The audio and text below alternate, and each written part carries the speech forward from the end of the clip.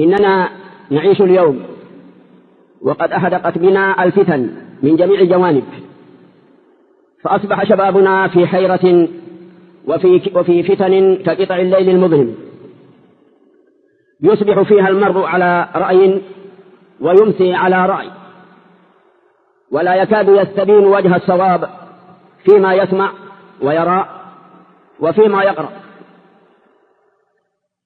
ومما ينبغي أن يدركه شبابنا إن الناس من حولنا ينحصرون في رجلين اثنين: رجل حاسد حاقد يحسدكم على ما أنتم عليه من نعمة سلامة العقيدة والتمسك بالشريعة وتحكيمها، ونعمة الأمن والأمان والاستقرار وطيب الحياة، إذ كل ذي نعمة محسود. ورجل آخر يغبطكم غبطة فيما أنتم فيه من النعم المذكورة. الغبطة غير الحسد. الحسد أن يتمنى الإنسان زوال النعمة، سواء زالت وانتقلت إليه أو إلى غيره أو زالت إلى أي جهة. وأما الغبطة أن يتمنى الإنسان أن يكون له مثل ما لك. فعلينا أن نتصور هذا التصور وندرك هذا الإدراك لنكون على بصيرة في تعاملنا مع غيرنا، ولنفرق بين العدو والصديق.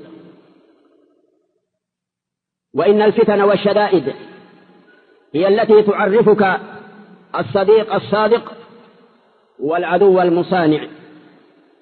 لقد صدق الشاعر حيث يقول: جزى الله الشدائد كل خير، عرفت بها عدوي من صديقي.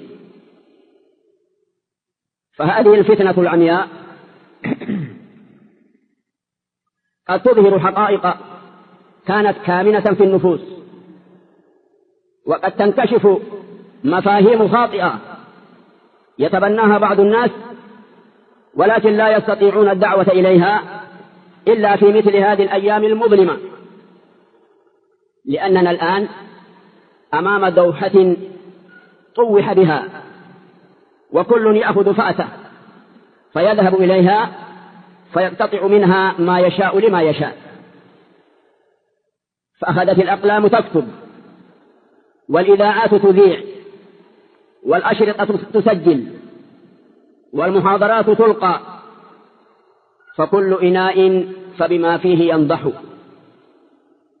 فظل شبابنا يقرأ لهذا ويسمع لهذا ويصغي لذاك حائرا،